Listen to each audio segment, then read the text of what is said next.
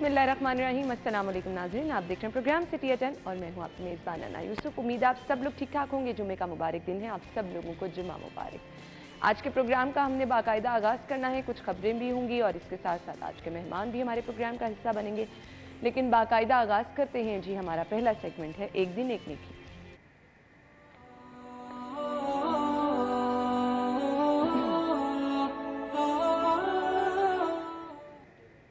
हमारे स्कॉलर अमानत रसूल साहब हमारे साथ मौजूद हैं। आज का पैगाम।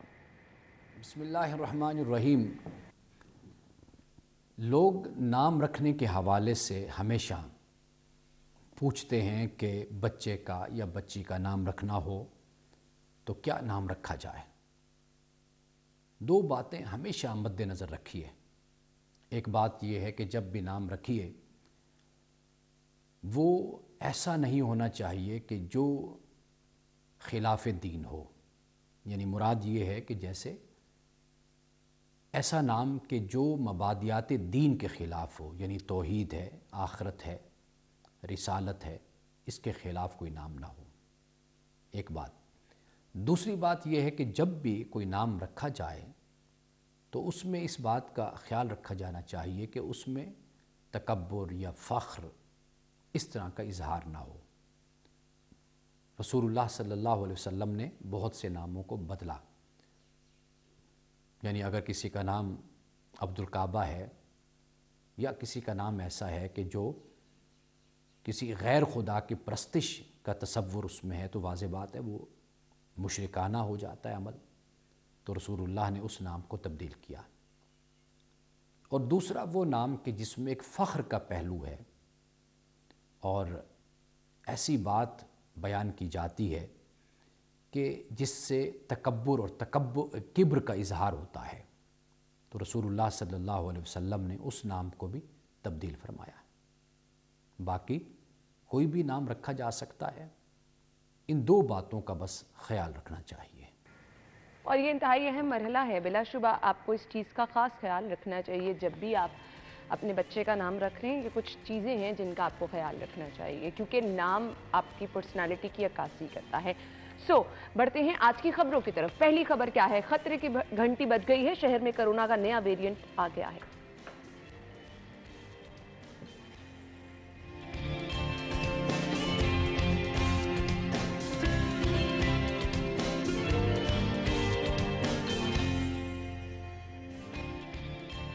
पंजाब में सप्लीमेंट्री ग्रांट की मंजूरी का नया रिकॉर्ड कायम। वज़ीर आला पंजाब ने 5 माह में 177 अरब रुपए की सप्लीमेंट्री ग्रांट की मंजूरी दे दी। सीटीओ का सिटी ट्रैफिक पुलिस को अनोखा हुक्मनामा। शहर में मखसूस खिलाफवर्जियों पर सुबह शाम 4 घंटे तक चालान होंगे। हाईकोर्ट का प्राइवेट अस्पतालों में टेस्टों के रेट मुतय्यन करने का हुक्म।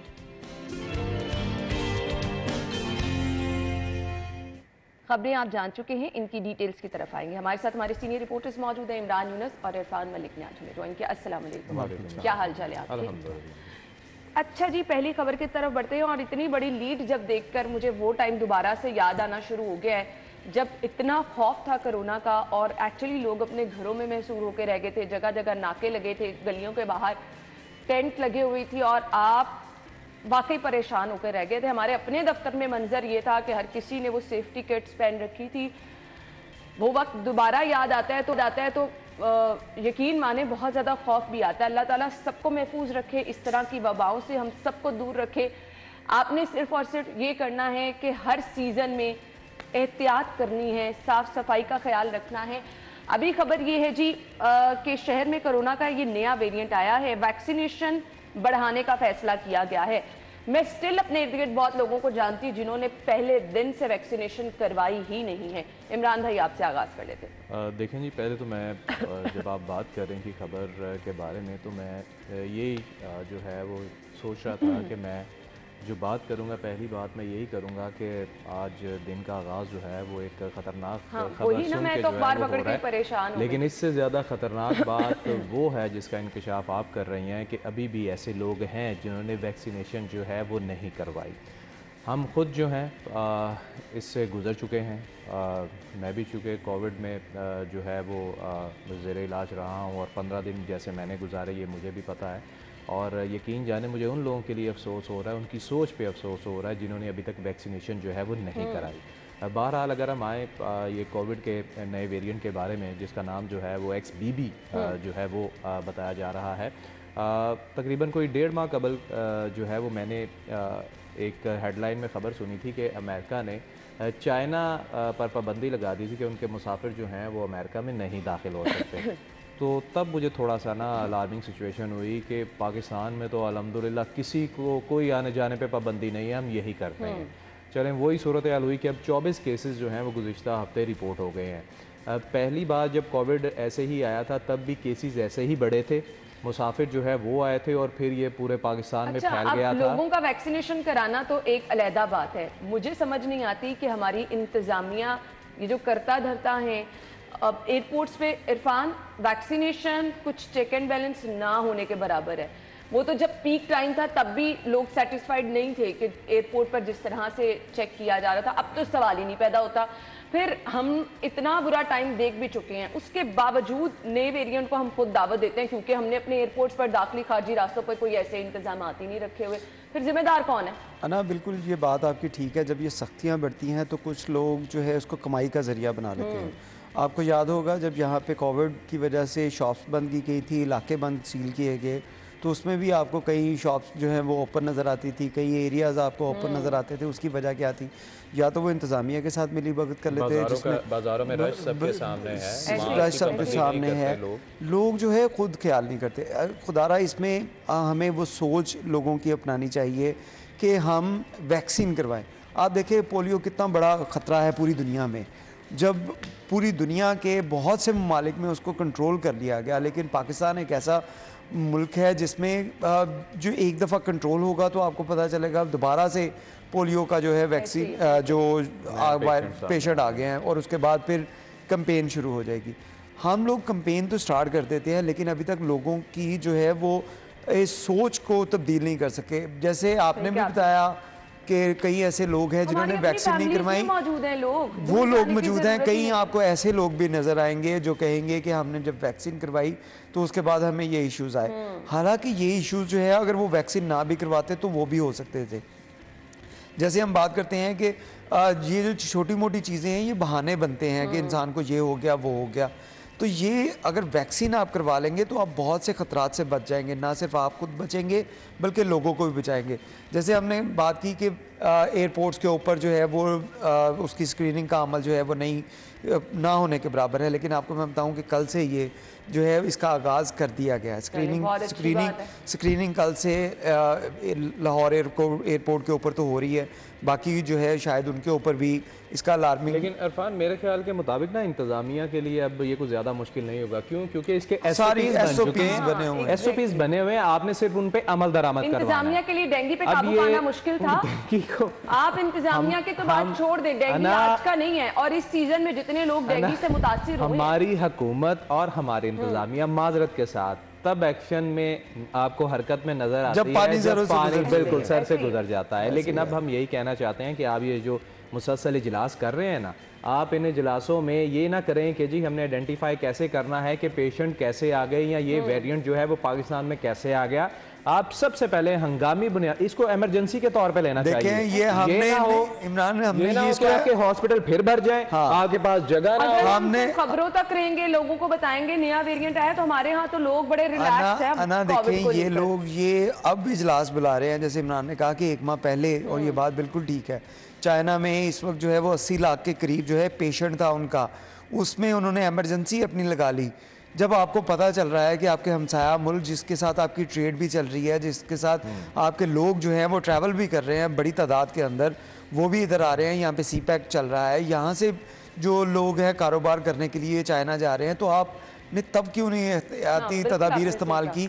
अब 1 माह गुजरने के बाद अब देखिए, जब पेशेंट आपके पास 24 जैसे लास्ट वीक के अंदर जो है रिपोर्टेड केसेस हैं 24, ये सिर्फ 24 नहीं होंगे, हमें जब बताया ये रिपोर्टेड है। WHO के मुताबिक अगर एक पेशेंट किसी जगह के ऊपर आपको नजर आता है तो इसका मतलब है उसके आसपास 8 पेशेंट हैं, वो उनके चाहे टेस्ट हों या ना हो, यानी कि अगर ये 24 हैं तो इसको 8 से मल्टीप्लाई कर लें तो इतने पेशेंट जो हैं वो रिपोर्टेड हैं।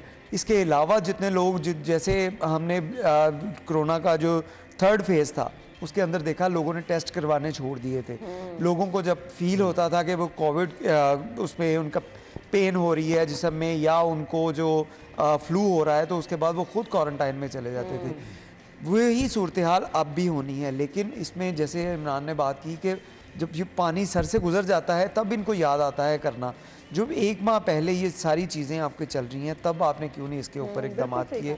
और ये वाकई अभी भी बहुत लेट मेरे ख्याल के मुताबिक इरफान सबसे पहले मार्केट्स में, बाज़ारों में, वहाँ पर SOPs जो है वो लागू करने की अशद ज़रूरत है। ये करते क्या हैं स्कूलों में, ठीक है, स्कूल कॉलेजेस यूनिवर्सिटी में तो नो डाउट वो बच्चे जो हैं वो खुद पढ़े लिखे हैं, टीचर्स जो हैं उन्हें पता होता है, प्रिंसिपल हैं, वाइस चांसलर्स हैं, साथ हैं, उन्हें पता होता है कि हमने किन SOPs बाज़ारों में नहीं देखा। मैं वही आपको कहना चाहता हूँ कि लास्ट टाइम भी हमारी नाकामी की सबसे बड़ी वजह जो थी वो बाजार थी कि बाज़ारों में रश जो है वो किस कदर था, SOPs की कोई पाबंदी नहीं थी, मास्क की कोई पाबंदी नहीं थी।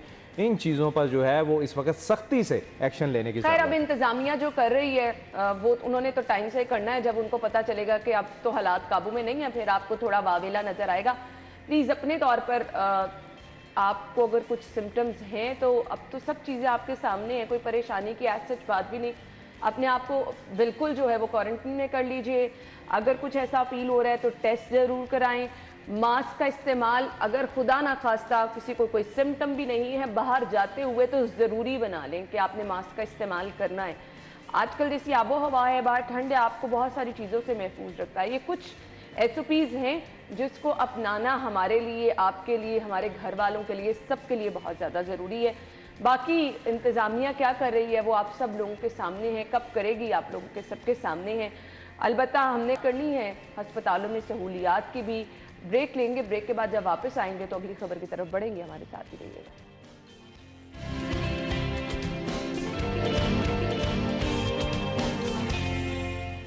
खुश आमदीद। आपको एक बात मुझसे प्रोग्राम में कहेंगे, एक तरफ तो हम ये सूरत हाल डिस्कस कर रहे हैं कि कभी कोविड और कभी डेंगू, कुछ ना कुछ जो है वो, मैं तो यही कहूँगी, अजाब ही मुसल्लत रहता है और लोग परेशान ही रहते हैं। खैर अब ऐसे में सूरत हाल ये है कि जी महकमा स्पेशलाइज्ड और प्राइमरी हेल्थ में सर जंग है। ये कब नहीं थी। अरबों रुपए की अद्वियात की खरीदारी रुक गई है। इमरान भाई देखें जी, अगर स्पेशलाइज्ड और प्राइमरी हेल्थ के हवाले से बात करें, बिल्कुल जैसे आपने कहा कि ये कब नहीं थी इनके दरमियान झगड़ा और लड़ाई जो है वो हमेशा से रही है। ऐसे ही है। और जब भी कोई चीज़ मंजर आम पर आई है तो उसमें यही चीज़ देखने में आई है कि जो भी इनके दरमियान झगड़ा या जो भी बहस होती थी वो हमेशा इस मामले पे नहीं होती थी कि जी हम ज़्यादा बेहतर इलाज कर रहे हैं, आवाम का हम ज़्यादा सहूलियात, जी बिल्कुल, इख्तियारात की जंग जो है वो लड़ती रही और हमेशा से फ़ंड्स के हवाले से जो है ये मामला जो है वो नज़र आते रहे हैं। अब भी 4-4 अरब की अद्वियात जो है वो दोनों महकमों के लिए जो है वो ख़रीदी जानी थी, लेकिन अगर बात की जाए महकमा स्पेशलाइज्ड हेल्थ की, और जाहिद चौधरी साहब की खबर के मुताबिक अभी तक उन्होंने इनको जो है वो फ़ंड्स ट्रांसफ़र नहीं किए, जिसकी वजह से टेंडर्स जो है वो भी फाइल नहीं हुए और अद्वियात की ख़रीदारी जो है वो रुक गई। और अब मामला यही है कि इसमें नुकसान जो है वो किसका हो रहा है। ऑब्वियसली आपने हॉस्पिटल्स में वो अद्वियात जो है वो देनी थी, DHQ या छोटी छोटी जो डिस्पेंसरीज थी वहाँ पर ये अद्वियात जो हैं वो जानी थी। तो फिर इस सूरत हाल में यही होगा ना कि पैनाडोल या डिस्प्रिन टाइप मेडिसिन जो है उनका फुकदान भी होगा हॉस्पिटल्स में, जो अभी तक हो रहा है।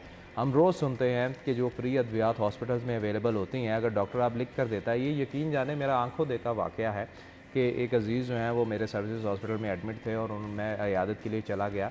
अच्छा, वो काउंटर पे बहस क्या हो रही थी कि डॉक्टर ने लिख के दिया था कि जी इनको ना 10 डिस्प्रिन जो है ना वो मिले, पैनाडोल 10 मिलेंगी। ये आज मैं तकरीबन 1.5 साल पहले की बात कर रहा हूँ। ये नहीं कि डेंगू की वजह से पैनाडोल जो है वो नायाब हो गई थी, उस वक्त बहुत ज़्यादा थी। 10 मेडिसिन उसने लिख के दी और वो सिर्फ जो काउंटर पे बैठा हुआ था वो दो मेडिसिन दे रहा था और कहा कि कहता मैंने बाकी मरीजों को भी देनी है, हमारे पास अद्वियात कम है। ये सूरत हाल तो आपके हॉस्पिटल्स की है और उस पर आप कर क्या रहे हैं कि आप फिर ये इख्तियारात की जंग में आपने जनाब फंड्स रोके हुए हैं। ऐसे ही, बिल्कुल ऐसे ही है। क्या कहना चाहेंगे ना, ये बात तो आप जो कर रहे हैं कि अद्वियात नहीं मिल रही, लेकिन इसका एक ये पहलू भी है कि जो स्पेशलाइज्ड हेल्थ है वो डायरेक्टली टीचिंग हॉस्पिटल को अद्वियात की ख़रीदारी के लिए पैसे देना चाहता है। पहले इसका दोनों का सेंट्रल बोर्ड बनता था, सेंट्रल बोर्ड उसके बाद पैसों की जो तरसील करता था, तो पैसों की तरसील होने के बाद टेंडर जो है वो किए जाते थे और इसकी वजह से थोड़े इश्यूज़ भी आ रहे थे दोनों महकमों के, जैसे हमने बात की पहले ही कि इख्तियारात की कभी जंग चलती थी, कभी इनके इश्यूज़ चलते थे फ़ंड्स के हवाले से। तो इन चीज़ों को मद्देनज़र रखते हुए फ़ैसला ये किया गया कि टीचिंग हॉस्पिटल जो हैं इनको स्पेशलाइज हेल्थ जो है वो डायरेक्टली इनकी प्रोक्योरमेंट करेगा मेडिसिन की। लेकिन इसमें इशू ये आ रहा है कि 6 माह से आपने ये चीज़ें डिले कर रहे हैं, 6 माह से आप डिसीजन नहीं ले पा रहे कि हमने इनको डायरेक्टली इनकी परचेजिंग करनी है मेडिसिन की टीचिंग हॉस्पिटल्स के लिए या सेंट्रल बोर्ड की मदद से करनी है। इसकी वजह से ये इशू आ रहे हैं, और क्योंकि ये दोनों अलाई डिपार्टमेंट हैं और इसमें दोनों की मुशावरत और दोनों का पेपर वर्क जो है वो होना बहुत ज़रूरी है। उसके अंदर आप देखें जिस तरह का सिनेरियो चला, हमारे पॉलिटिकल इश्यूज चले, उसमें डेफिनेटली ब्यूरोक्रेसी जो है ये भी इसके भी अपना रोल होता है। ये भी देखते हैं कि ऊँट किस करवट बैठे तो हम उस हिसाब से काम करें। यही वजह है कि ये अब सफ़र करेगा जो पेशेंट है। जैसे आप लोगों ने बात की कि ये पैनाडोल नहीं मिलती, आप पैनाडोल और ये तो वो अद्वियात है ना जो आम है, एक ऐसी चीज़ जो हॉस्पिटल में हर वक्त ज़रूरत है, जिसकी इंजेक्शन की, सिरिंज की ज़रूरत होती है। आपने ये पिछले दिनों जाहिद चौधरी साहब की खबरें देखी थी कि सिरिंज नहीं वहाँ पे मिल रही।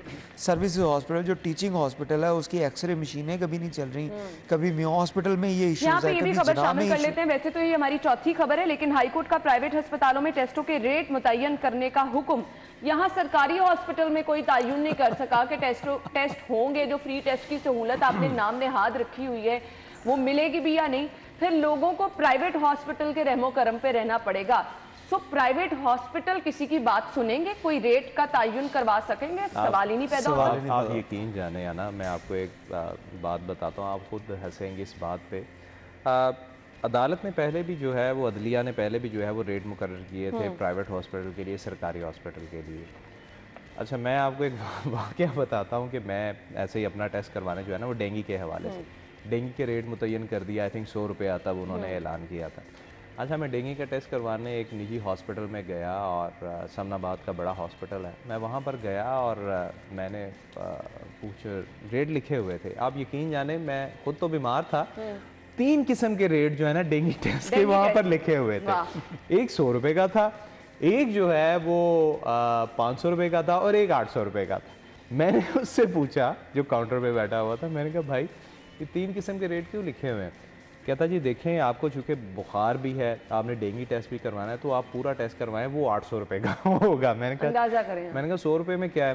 कहता सर उसमें सिर्फ ना वो आपका ये बताया जाएगा कि प्लेटलेट्स जो हैं वो कितने हैं, सिर्फ ये आपको ना हम बताएंगे, और वो रिपोर्ट आपको हफ्ते बाद मिलेगी। मैंने कहा वो तो सिर्फ हार्डली 3 या 4 मिनट में रिपोर्ट जो है वो निकल आती है।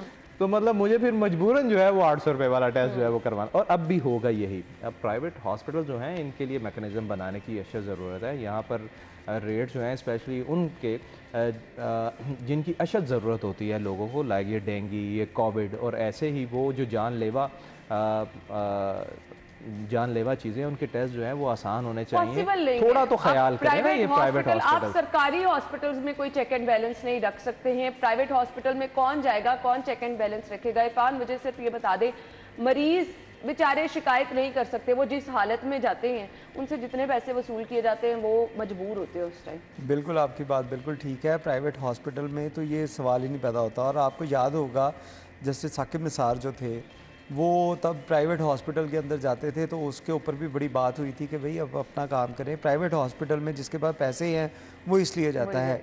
आप सरकारी हॉस्पिटल जो है उनके निज़ाम को बेहतर करें। वो तो खैर वो ना कर सके, बल्कि एक जो सरकारी PKLI था उसका बेड़ा गर्क जैसे हुआ, वो सारी दुनिया सबके सामने है। ये चीज़ें आप प्राइवेट हॉस्पिटल, हाई कोर्ट की तरफ से ये अहकामात तो दिए गए, बड़ी अच्छी बात है अहकामात देना कि, लेकिन उसके ऊपर इम्प्लीमेंट भी करवाएं। अगर आप पहले कम से कम आप सरकारी हॉस्पिटल इसके अंदर इलाज मुआवजे की तमाम सहूलतें मुयस्सर हों, उसके बाद आप देखें कि अगर यहाँ पे भी ठीक है तो हम प्राइवेट सेक्टर को भी ठीक करें। प्राइवेट सेक्टर तो चल रहा है। प्राइवेट सेक्टर में जितने भी प्राइवेट सेक्टर हैं वहाँ पे अद्वियात भी मिल रही हैं, वहाँ पे जो लैब की सहूलत है वो भी है, और मेरे ख्याल में ये हॉस्पिटल जो हैं ये इन दोनों चीज़ों के ऊपर चल रहे हैं, एक तो लैब के ऊपर और दूसरा मेडिसिन के ऊपर। क्योंकि आप तमाम हॉस्पिटल देखें तो उनके अंदर अपनी लैब भी उनकी मौजूद है, उनका अपना मेडिकल स्टोर भी अंदर ऐसे ही मौजूद है, और अद्वियात वो जो लिख के देंगे वो आपको बाहर से नहीं मिलेंगी, वो डेफिनेटली आपको वहाँ से लेनी पड़ेंगी, और वहाँ पे भी कीमत का तयन जो है वो कोई नहीं सवाल ही है, नहीं वो पैदा कोई होता जी। चक्कर नहीं है कि वो जो कीमत है, जो मार्केट रेट है, उसके ऊपर प्राइवेट हॉस्पिटल की मेडिकल जो स्टोर्स हैं वो आपको अद्वियात दें, या जो मार्केट के अंदर रेट हैं टेस्टों के उसके मुताबिक आपके टेस्ट करें।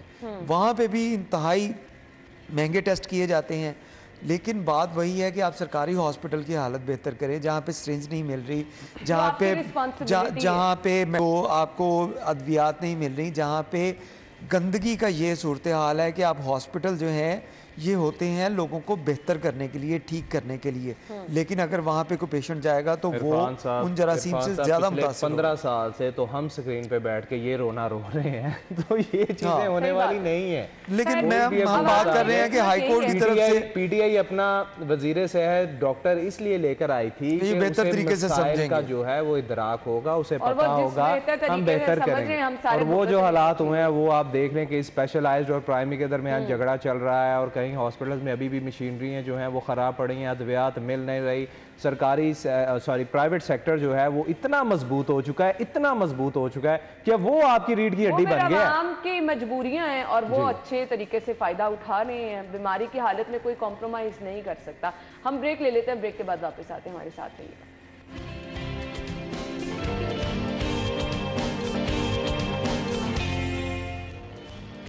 Welcome back. और अभी ब्रेक में मैं कुछ स्टोरी समझने की कोशिश कर रही थी कि बेसिकली ये किया क्या जा रहा है। हमारे यहाँ ट्रैफिक के हालात आप सभी लोगों को पता है, नो डाउट इसमें लोगों का भी भरपूर हाथ है जो कि ना तो ट्रैफिक कवानीन की पाबंदी करते हैं, और फिर जैसे कि गाड़ियों का बेदरेग एक हजूम हमें सड़कों पर नजर आता है। और कल के दिन में जो हादसा हुए वो आप सब लोगों के सामने है, क्योंकि हम मौसम भी नहीं देखते हैं, हम स्पीड कंट्रोल पे भी नहीं ध्यान रखते, गाड़ियों की फिटनेस पे भी नहीं ध्यान रखते, तो कल के अफसोसनाक वाकयात आप लोगों के सामने हैं।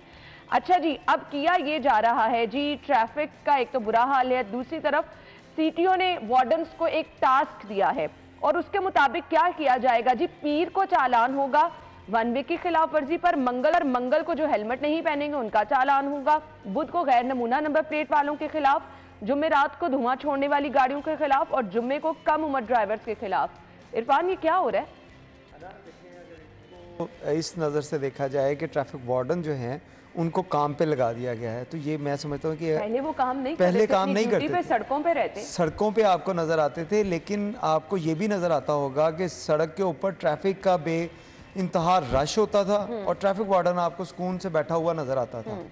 अब उसको काम पे लगाने के लिए ये ट्रैफिक सीटीओ की तरफ से मैं समझता हूँ कि ये एक अच्छी चीज़ उन्होंने की कि ट्रैफिक वार्डन जो है ये 8 घंटे अगर ड्यूटी करे तो उसके अंदर जहाँ पे ट्रैफिक वार्डन मौजूद हो वो कम से कम लोगों के फाइन करे, अगर वो कवानीन की खिलाफ वर्जी कर रहा है, ट्रैफिक की बेहतरी के लिए काम करे। रहे हैं, लेकिन क्यों दिन जो है वो जो स्पेसिफाई किए गए हैं, मतलब आज मुझे पता है कि वन वे की खिलाफ वर्जी पर चालान नहीं होगा तो मैं आज वन वे की नहीं, ऐसा नहीं है, ऐसा नहीं होगा। ये वन वे की आपको बताया कि लाहौर में 131 पॉइंट्स हैं जहाँ पे ट्रैफिक पुलिस के सर्वे के मुताबिक सबसे ज़्यादा जो वन वे की वायलेशन की जाती है। अब जो दिन वन वे की खिलाफ वर्जी के लिए रखा गया है इन पॉइंट्स के, क्योंकि आपके पास ट्रैफिक वार्डन की नफरी बड़ी कम रह गई है, 2400 या 2600 के करीब जो है ट्रैफिक वार्डन लाहौर में मौजूद है, और इतनी बड़ी आबादी के लिए 2600 ट्रैफिक वार्डन ये बहुत कम है। तो इसको मैनेज करने के लिए ये जो जैसे मैंने आपको बताया कि वन वे की खिलाफ वर्जी होगी तो 131 पॉइंट जो हैं इसके ऊपर ट्रैफिक पुलिस जो है वो एक्स्ट्रा डिप्लॉयमेंट करेगी।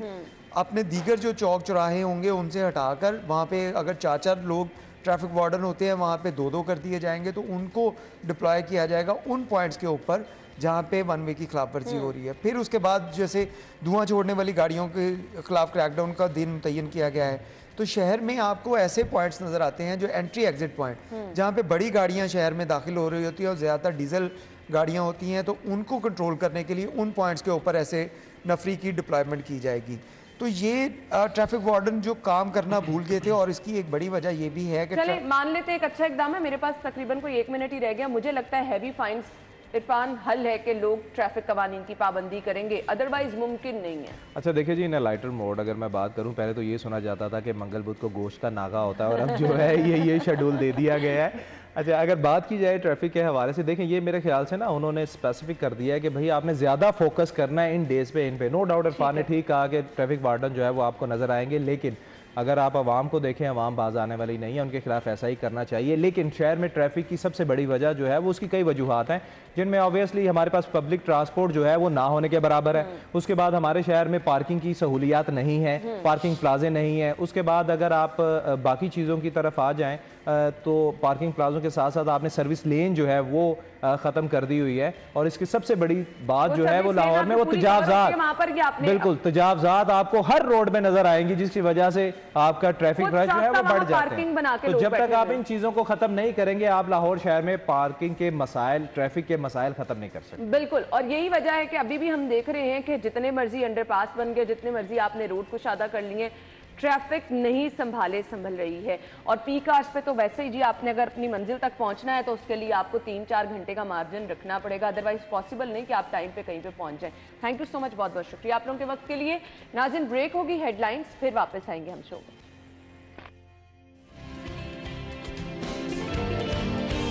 तो आप लोगों को सालगिरह की मुबारकबाद। एक और सेगमेंट पड़ा है, उसको हमने आगे चल के शामिल करना है। अभी हमने दूसरा सेगमेंट शामिल करना है और आपको बतानी है जी रेट लिस्ट आज के भाव में।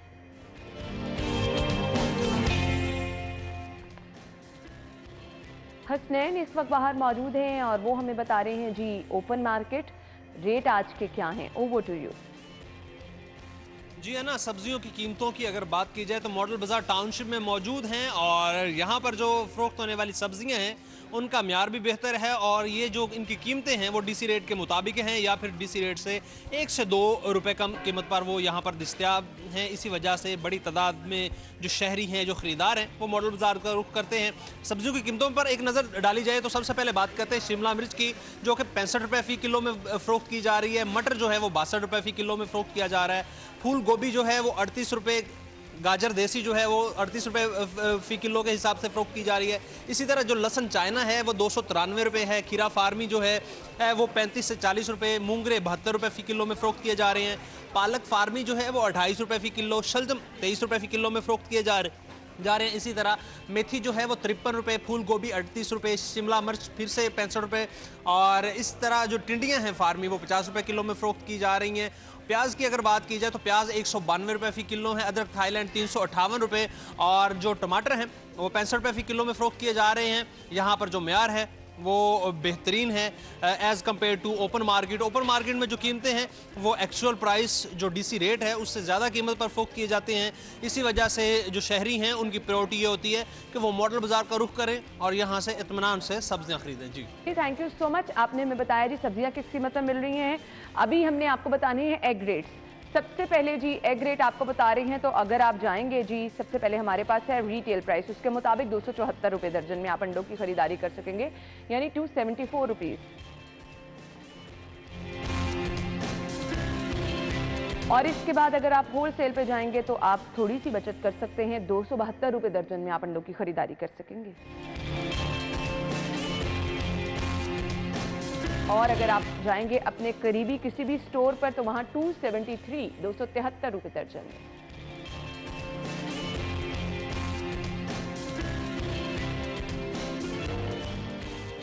तो अब सेगमेंट शामिल करना है, आपको बताना है वीकेंड पे आप मूवी कौन सी देख सकते हैं बिग स्क्रीन में।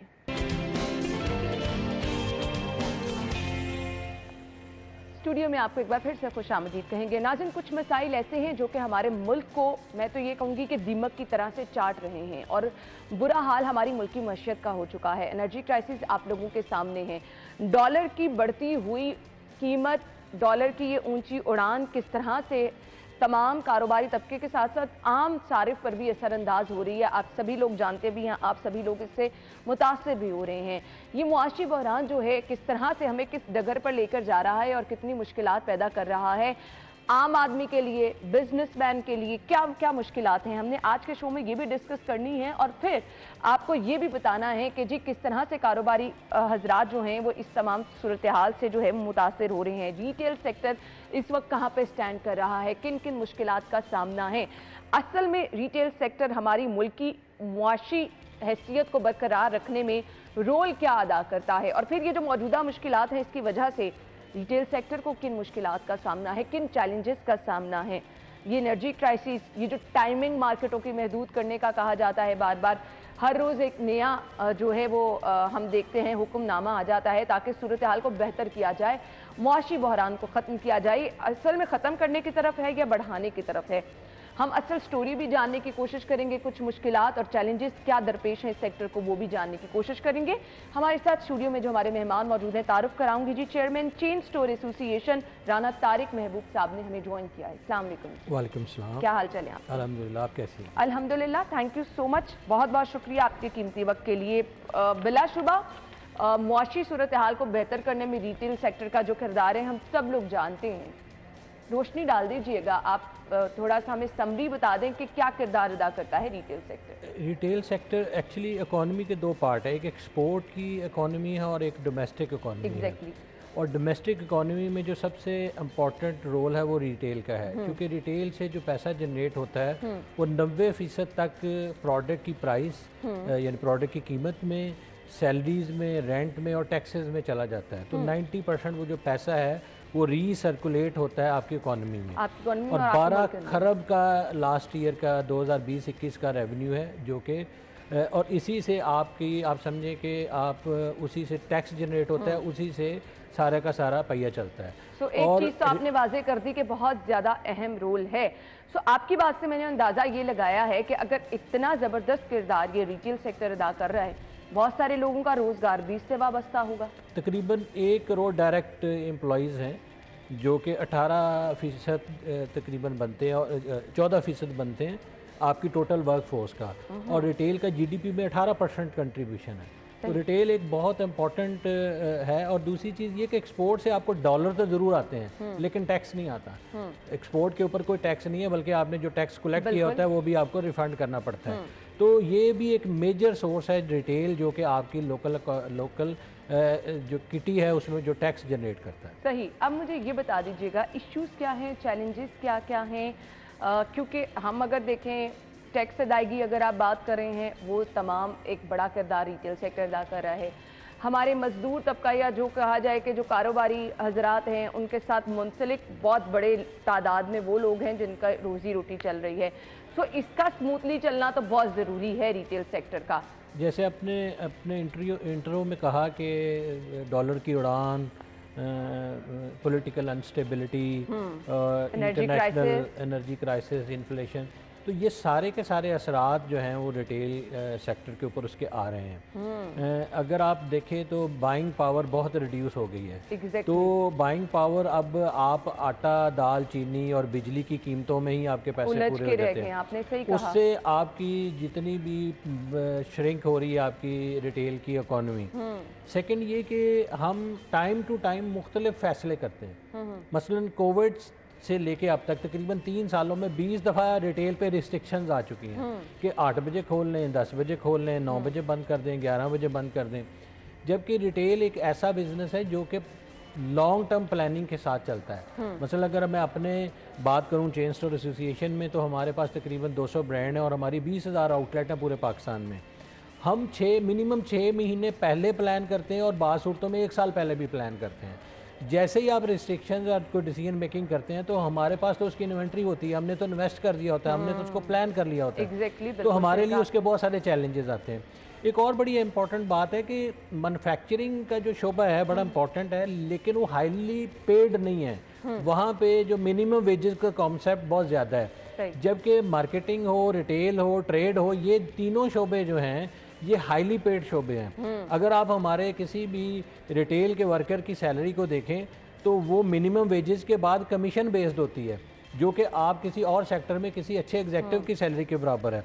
और सबसे इंपॉर्टेंट कि हमारे पास जो हाई स्किल्ड लेबर है, अगर मार्केटिंग में लोग हैं, डिज़ाइन में लोग हैं, रिटेल में लोग हैं, आईटी में लोग हैं, वो पढ़े लिखे और हाईली स्किल्ड हैं और उसी के हिसाब से उनके पैकेजेस हैं। तो ये एक ऐसा शोबा है कि जिसको अनफॉर्चुनेटली बड़ी देर से इग्नोर किया जाता है। और चूँकि हुकूमत का हमेशा से मसला रहा है कि रिटेल टैक्स नहीं देता, अब तो चूँकि ऑर्गेनाइज रिटेल जैसे हमारे जितने ब्रांड्स हैं वो इंटीग्रेटेड हैं, हमारे पास जो ट्रांजैक्शन होती है वो इमीडिएटली एफबीआर के पास चली जाती है, 17% जीएसटी देते हैं, बाकी टैक्सेस मिला के तो हर 100 रुपये के अगेंस्ट हम 23 रुपये टैक्स भी दे रहे हैं। तो हमारा जो अब रोल है और हमारा जो कंट्रीब्यूशन है, अब वो ऑल टुगेदर डिफरेंट है। एक चीज़ और बड़ी इंपॉर्टेंट है कि चेन स्टोर आने से पहले और हमारी एसोसिएशन बनने से पहले कोई डाटा और एनालिसिस के ऊपर भी काम नहीं होता था। अब हमारे पास चूँकि टूल्स ऐसे हैं, हमारी जो काम की नवीयत ऐसी है कि हम बहुत हाईली टेक्निकल टूल्स लेके उनके ऊपर बेस करके प्लानिंग करते हैं। जैसे मैंने आपको कहा साल पहले हमने प्लान करना है, तो वो प्लानिंग भी किसी डाटे की बेस के ऊपर, तो उससे अब हमें पता चलता जा रहा है कि जो गवर्नमेंट के जो फैसले हैं उनका क्या अच्छा या बुरा इम्पैक्ट होता है। कोविड के दौरान हमें डिफरेंट टाइम पे जब कमी बेशी करते थे टाइमिंग की, तो हमने एक मीटिंग FBR के साथ की, तो हमारा डाटा ये बता रहा था कि हमारी टाइमिंग रिस्ट्रिक्ट होने से एक सर्टन रेवेन्यू का लॉस हुआ। तो जब FBR से हमने ये बात की तो उन्होंने कहा जी कि एग्जैक्टली वही रेवेन्यू लॉस हमारे टैक्स कलेक्शन में भी है।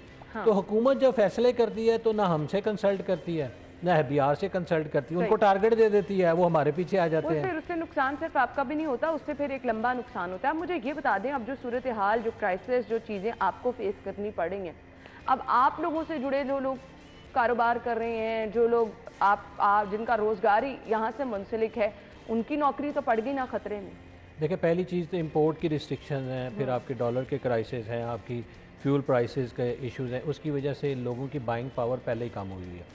हमारा जो ब्रेक इवन आता है ना, वो अगर 100 रुपये में से 90 रुपये जो है ना वो चले जाते हैं मुख्तलिफ मद में, जैसे मैंने आपको पहले, तो 10% जो है उसके प्रॉफिट और बाकी चीज़ें आती हैं। सही। तो हमारा जो रेवेन्यू रात 7 बजे से लेकर रात 11 बजे तक वो 30% है। अगर आपने उसको 8 बजे बंद कर दिया तो हमारी कैलकुलेशन है कि 25% कम अज़ कम हमारा रेवेन्यू लॉस होगा, क्योंकि जो ऑर्गेनाइज रिटेल है, जिसको हम ब्रांड्स कहते हैं, हाई स्ट्रीट की दुकानें कहते हैं या बड़े शहरों की दुकानें कहते हैं, वहाँ पे जो लोग शॉपिंग करने के लिए आते हैं उनके डायनामिक्स डिफरेंट हैं। वो काम करने वाले लोग हैं, वो बिज़नेस करने वाले लोग हैं, वो अपनी इनकम को जनरेट करने के लिए मेहनत करते हैं। वो तबका है जिन्होंने कमा के लाना है और स्पेंड करना है। वो तो शाम को 7 बजे घर आता है। अगर आपने 7 बजे या 8 बजे बंद कर दिया तो वो शॉपिंग के लिए नहीं आ सकता। सर, अब इसकी रीज़न ये बताई जा रही है ना कि एनर्जी क्राइसिस है, तो अगर हम टाइमिंग शॉर्ट करेंगे तो एनर्जी क्राइसिस कम हो जाएंगे। डू यू थिंक कि इससे कोई फ़र्क पड़ेगा एनर्जी क्राइसिस कम करने में? मैं इससे मुतफिक नहीं हूँ। बेसिकली गवर्नमेंट ने कहा कि 62 अरब रुपए की हम बचत करेंगे। पहली बात तो ये है कि तकरीबन 90% रिटेल जो कि होलसेल और छोटे शहरों और छोटी मार्केटों की है वो पहले ही बंद हो जाती है। तो 10% रिटेल से 62 अरब रुपए की एनर्जी प्रिजर्वेशन नहीं होगी। नंबर 2, इससे जो रेवेन्यू लॉस है वो कहीं बड़ा है। तकरीबन 3800 अरब रुपए का रेवेन्यू लॉस है एस्टिमेटेड, जो मैंने आपको नंबर दिए, और 500 अरब रुपए का टैक्स रेवेन्यू का लॉस है। तो मैं नहीं समझता ये प्रोडक्टिव है। और दूसरी सबसे अहम बात ये है कि आप कोई और मैयर नहीं ले रहे, सिर्फ रिटेल को बंद कर रहे हैं। ऑब्वियसली आपको कोई और रास्ता भी देखना चाहिए। आपकी बैठ के एक टेबल पे बात हुई, आपने ये चीज़ें, ये इश्यूज समझाने की, बताने की कोशिश की? देखिए, अभी कराची में भी हुकूमत कंसल्ट कर रही है, सिंध गवर्नमेंट ने किया है, पंजाब में तो अभी नहीं हुआ। फेडरल गवर्नमेंट ने भी कुछ ट्रेडर्स को बुलाया, उनसे बातचीत की है और उन्होंने अपने कंसर्न दिए हैं। हमारे साथ एज ए चेन स्टोर अभी तक कोई कंसल्टेशन नहीं हुई, और हकीकत ये है कि हमारे पास ज़्यादा परसाइज डाटा और नंबर्स हैं। जो जिन लोगों से हुकूमत बात कर रही है वो ताजरों के नुमाइंदे ज़रूर हैं, लेकिन वो छोटे ताजरों के नुमाइंदे हैं, टियर 2 के नुमाइंदे हैं, तो उनके पास उस तरह से डाटा और इन्फॉर्मेशन नहीं है जितनी परसाइजली हमारे पास है। जब वो हमें बुलाएंगे हम तो आपके साथ से भी हुकूमत से बात कर रहे हैं, लोगों को भी अवेयरनेस दे रहे हैं। और दूसरी चीज़ ये कि एक बड़ी इंपॉर्टेंट बात है, मैं आपसे शेयर करना चाहता हूँ कि हम ये नहीं चाहते कि रिटेल अनलिमिटेड टाइम के लिए खुले। अभी स्मोक के हवाले से ऑनरेबल हाई कोर्ट ने एक फ़ैसला दिया है रात 10 बजे की टाइमिंग का। मेरा ख्याल है कि ये एक मुनासिब फ़ैसला है। उन्होंने भी कंसल्टेशन करके लाहौर की ताजर बरादरी के साथ किया है और एक बड़ा ही वाइज डिसीजन किया है। अगर इसी तरह से फेडरल गवर्नमेंट कर ले और परमानेंटली ये टाइमिंग को फिक्स करे क्रॉस द पाकिस्तान, ये रोज़ रोज़ ये जो मामला है ना, ये नहीं होना चाहिए। और हम यूरोप की मिसालें देते हैं, अमेरिका की मिसालें देते हैं। हकीकत ये है कि उन मुल्कों में भी जो हाई स्ट्रीट्स हैं, मॉल्स हैं, जो फैशन स्ट्रीट्स हैं, टूरिस्ट स्ट्रीट्स हैं, वो भी रात को 9-10 बजे से पहले बंद नहीं होती। सही, उनकी डोमेस्टिक मार्केट बंद होती है। आपसे जानिए सजेशंस, क्योंकि अब हमने अपने मुल्क को राइट ट्रैक पे लेके जाना है, मुआशी बहरान को ख़त्म करना है, जो चैलेंजेस है उनके बावजूद हमने तो कुछ बेहतर करना है ना। तो बीइंग अ सीनियर बिजनेसमैन आप बहुत अच्छे तरीके से चीज़ों को समझते भी हैं। मुझे बताइएगा कौन कौन सी ऐसी सजेशंस हैं जिससे हम कुछ डॉलर को भी स्टेबल कर सकते हैं, जिससे हम कुछ महंगाई की बढ़ती हुई लहर, क्योंकि बिजनेस तो तभी चलेगा जब लोग कुछ खरीद सकेंगे। तो इन चीज़ों को बेहतर करने के लिए कुछ सजेशंस अगर आप पहली चीज़ तो एनर्जी प्रिजर्वेशन के हवाले से हमें अल्टरनेटिव एनर्जी को अलाउ करना चाहिए। जैसे अभी करंटली सोलर्स की इंपोर्ट के ऊपर सैंक्शंस हैं, उनको हमें इनकरेज करना चाहिए, क्योंकि वो वन टाइम बिल है। उसकी इंपोर्ट के ऊपर जितना भी पैसा आना है वो फ्यूल की तरह नहीं है कि बार बार होना है, वो जहाँ लग जाना है उसने आपकी एनर्जी प्रोड्यूस करनी है। सेकंड ये कि आप रिटेल समेत हर सेक्टर में हर जगह पे एनर्जी प्रिजर्वेशन के ऊपर डिस्कशन करके उसको करें। देखिए मैं आपको एक एग्जांपल दूं, पाकिस्तान में आप किसी भी बड़े शहर में एंटर हों तो आपको लेफ़्ट राइट पे हाउसिंग स्कीमें मिलती हैं जिनके खाली प्लाटों के ऊपर लाइटें जल रही हैं। किसी हुकूमत ने कभी ये नहीं कहा कि ये खाली प्लाटों के ऊपर जो लाइट है वो क्या प्रोड्यूस कर रही है, कौन सा टैक्स जनरेट कर रही है। तो कहने का मकसद ये कि हम ऑप्टिक्स के ऊपर डिसीजन करते हैं। आज आपके पास मैं बैठा हूँ, अगर 8 बजे की टाइमिंग ना होती मैं भी ना आता, आप भी मुझे ना बुलाते। तो ये एक बिकने वाला डिसीजन है, ये दिखने वाला डिसीजन है। तो हुकूमत को ऐसे डिसीजंस को अवॉइड करना चाहिए। श्रीलंका में रिसेंटली एक क्राइसिस आया कि उन्होंने, जब उनका डॉलर क्राइसिस आया तो उन्होंने एग्रीकल्चर रिलेटेड जितनी इंपोर्ट्स थी ना उनको रोक दिया। उनकी पेस्टिसाइड थी, उनकी खादें थी, उनकी चीज़ें थी। नतीजा ये निकला कि जैसे ही क्राइसिस ओवर हुआ तो उनकी एग्रीकल्चर रुक गई, क्योंकि उनके पास तो वो चीज़ें ही नहीं थी। तो हमें ये देखना है कि हमने इंपोर्ट के जो रॉ मटेरियल्स रोके हुए हैं, हमने इंपोर्ट में जो फिनिश गुड्स रोकी हुई हैं, क्या उससे इकोनॉमी का पहिया तो नहीं रुक जाएगा। हम जो मैयर्स ले रहे हैं क्या वो प्रोडक्टिव है या नॉन प्रोडक्टिव है। हम मुश्किल फैसले तो ज़रूर कहते हैं कि जी हर पिछले कुछ अरसे से एक डायलॉग चला हुआ है कि हमने मुश्किल फैसले करने हैं। तो मेरा ये ख्याल है कि गलत फैसले नहीं करने चाहिए। बिल्कुल मुश्किल फैसले और गलत फैसले की तमीज़ तो कंसल्टेशन से ही होगी कि कौन सा फैसला ठीक है और कौन सा गलत है। मैं समझता हूँ कि हुकूमत सिंसियर है, काम करना चाहती है, लेकिन मेरा ख्याल है कि उनको सही तरीके से गाइड नहीं किया जा रहा। ठीक है, आपने कहा टैक्स कलेक्शन बेहतर होनी चाहिए, आप लोग अपना किरदार भी इसमें अदा कर रहे हैं, बिजनेस चलेगा, रिटेल सेक्टर की मुश्किलात हल होंगी, तो टैक्स कलेक्शन में कितनी बेहतरी और कैसे आएगी? देखिए टैक्स कलेक्शन तो डायरेक्टली 17% GST हर ट्रांजैक्शन के ऊपर 17% आना है। तो मेरा तो ख्याल है कि बिजनेस की हर ट्रांजैक्शन रेवेन्यू जनरेट कर रही है। दूसरी चीज़ ये कि एक पॉइंट ऑफ सेल का डिजिटलाइजेशन का जो प्रोग्राम है, जो कि मैं समझता हूँ कि पिछले कुछ अरसे से उसके ऊपर एग्रेसिवली काम नहीं हो रहा, पहले हो रहा था, उसके ऊपर भी दोबारा से उस काम को करना चाहिए और उसमें जो भी चैलेंजेस हैं उसको इम्प्रूव करना चाहिए। और मोस्ट इम्पॉर्टेंटली उस डिजिटलाइजेशन प्रोग्राम के ऊपर हुकूमत पाकिस्तान को एक dedicated across the country team allocate करनी चाहिए और वो टीम जो है वो 2-3 साल के लिए उनकी ना ट्रांसफ़र हो और उनकी स्किल डेवलपमेंट हो, तो वो हर बिजनेस को टैक्स नेट में लेके आए। और टैक्स नेट में भी जो कंप्लायंस के जो इश्यूज हैं, जो चैलेंजेस हैं ट्रेड कम्युनिटी के लिए, उसके लिए हमने कई दफ़ा मीटिंग्स की हैं FBR के साथ। आई मस्ट अप्रिशिएट कि आप खुद इस चीज़ को चाह रहे हैं कि ये जितना बेहतर हो ये टैक्स नेट में लेकर लोगों को आना। अगर आपकी बिजनेस कम्युनिटी, आपका रिटेल सेक्टर इतनी हेल्प कर रहा है तो मेरे ख्याल से आपके खुद ब खुद बहुत सारे मसाइल हल हो जाएंगे, लेकिन इसके लिए आपको इस सेक्टर में भी आसानियां पैदा करने की ज़रूरत है। कोई मैसेज देना चाहें हमारे प्लेटफॉर्म से? मैं जी हुकूमत पाकिस्तान से ये बात करना चाहूँगा कि जो भी आप फैसले कर रहे हैं, हमें पता है कि जो हालात हैं वो हम भी जानते हैं, लेकिन खुदारा उसको ट्रेड कम्युनिटी के पर्सपेक्टिव से भी देखें। ये ना हो कि जब कल आप ये हमें कहें कि जी मार्केटों में चीज़ें नहीं हैं, प्रोडक्शन रुक गई है, लोकल जो इंडस्ट्रियलाइजेशन है वो रुक गई है और बाकी मसाइल पैदा हो गए और मुल्क पहले से भी पीछे चला गया है। तो उस वक्त आप हमसे बात करें और हम आपसे कहें कि हम तो आपको बताते रहे, कहते रहे, आपने हमारी बात नहीं सुनी। जो कंटेनर्स आपने बिला वजह पोर्ट्स के ऊपर रोके हुए हैं, भले आप पेमेंटें रिलीज़ ना करें, लेकिन वो माल तो लोगों के गोदामों तक पहुँचाएँ, लोगों की फैक्ट्रियों तक पहुँचाएँ, ताकि अगले 3-4 महीने में इकॉनमी स्मूथली चलती रहे। मीनवाइल आप अपने IMF के साथ और बाकी मामला जो डोनर कंट्रीज़ हैं उनके साथ तय करते रहें। अब लोकल इकॉनमी को आपने चोक कर दिया है, काइंडली इसको खोलें। हमारे लिए जी यही रिक्वेस्ट है, क्योंकि ये लोकल इंडस्ट्री मजबूत होगी तो बहुत सारे मसाइल हल होंगे, लोगों के लिए आसानियां पैदा होंगी और महंगाई का इंशाल्लाह खात्मा भी होगा। लेकिन इसके लिए आपको ताउन हुकूमत को भी करना है और फिर बिजनेस कम्युनिटी को भी करना है। Thank you so much sir, आपके वक्त का बहुत बहुत शुक्रिया। इसके साथ ही इजाज़त दीजिए, अल्लाह हाफ़िज़।